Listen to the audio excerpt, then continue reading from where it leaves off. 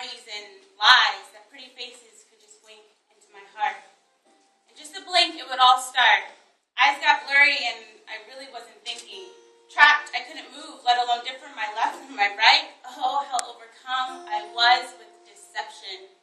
Mentally, physically, emotionally, and spiritually, I made no sense.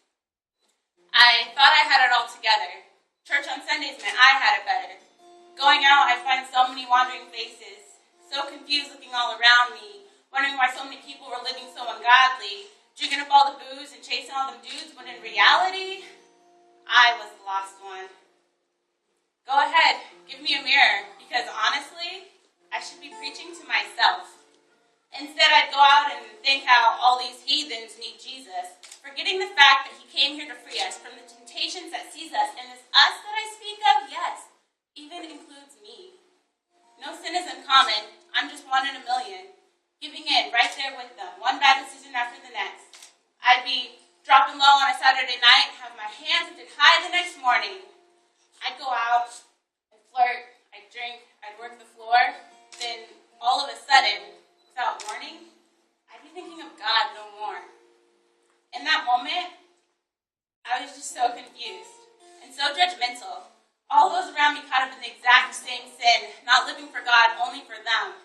Let me tell you, there's a thin line between pushing the boundary and falling right over it, and I'm stuck tottering the middle, which doesn't make much sense. I mean, I gotta make my yes be yes and my no be no, because living in the land of maybe is not the way to go. Like, maybe just this once, or maybe I'll get away with it.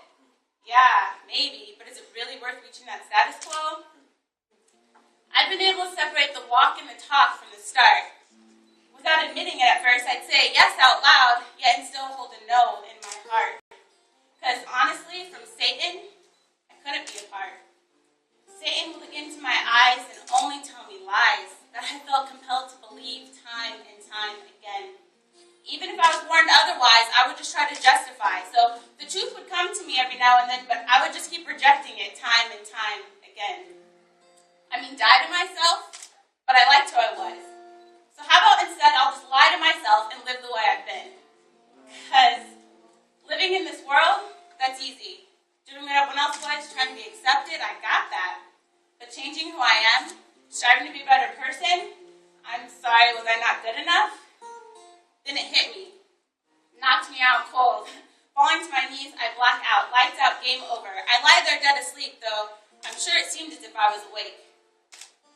Sitting up, thinking back, looking at my life, I realized I was horrified. I mean, who was I? Paralyzed by the shock, couldn't even get up and walk, so for a while my path just stayed crooked. I couldn't believe who I am, who I was, because we get to start again.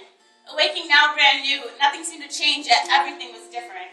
I thank God for his patience, grace, and mercy, overflowing just to give me a second chance.